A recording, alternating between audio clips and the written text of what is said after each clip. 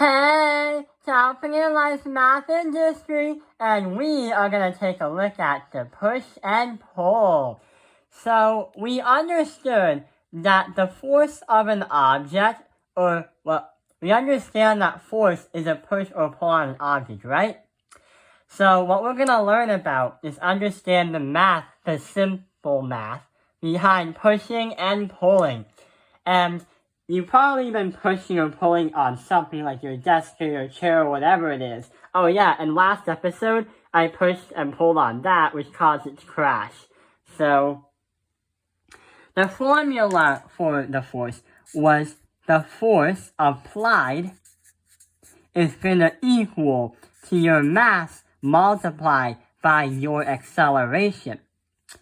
But if we have a lot of people, like tug of war, pulling or pushing on a rope, or if we have a lot of people helping move an object, then we could say that the force is going to be applied is the same thing as your sigma, everything that's added up, multiply that by your mass.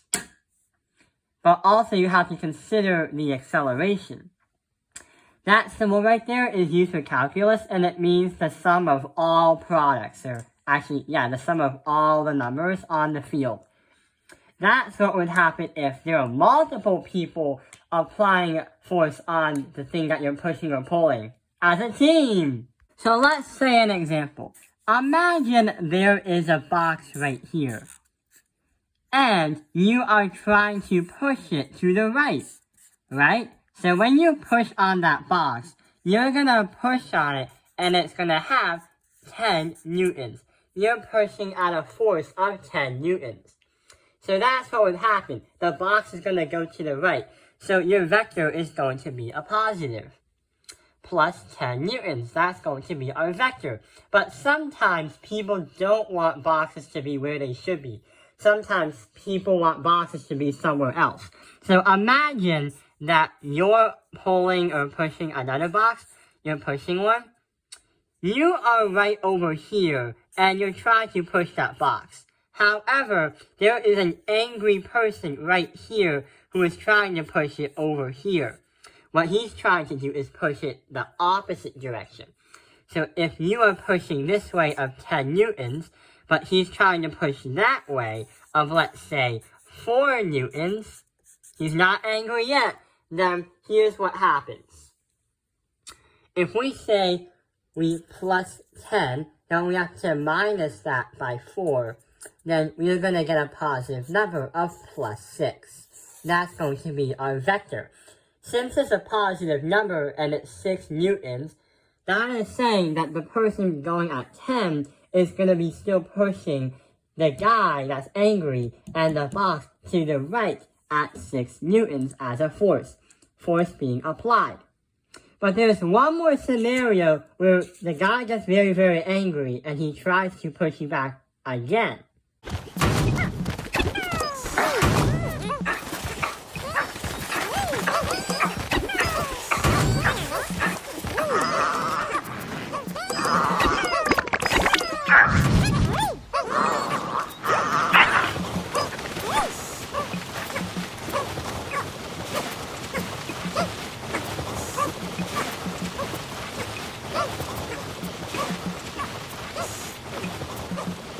Imagine that there's another box.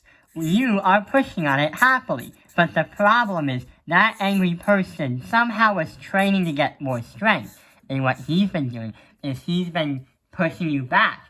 So let's say you still have 10 newtons right over here that you're trying to push, but the problem is he's pushing you with 12 newtons. So instead of going to the right, let's see what happens.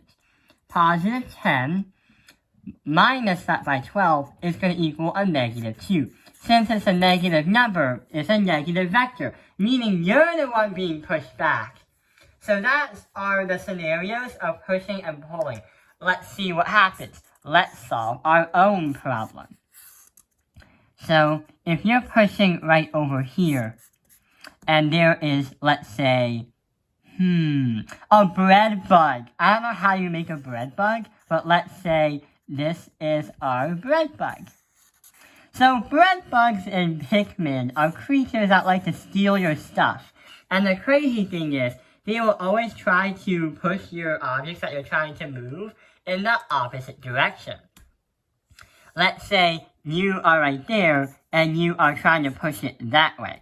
You're pushing it at 5 newtons, but out of nowhere, that bread bug gets very, very smiley right over here. I forgot to add a tail. But he pushes it that way.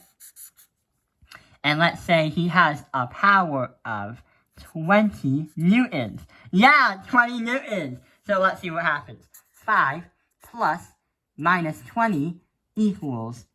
So 5 plus minus 20 is negative 15.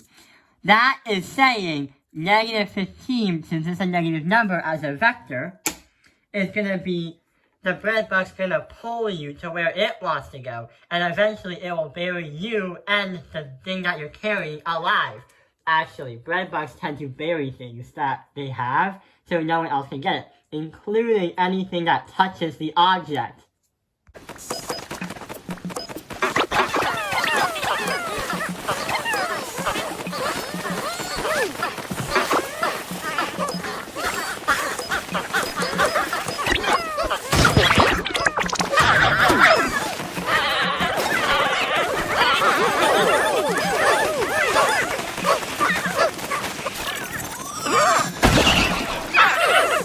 That explains pushing and pulling. I hope this video has helped you understand pushing and pulling.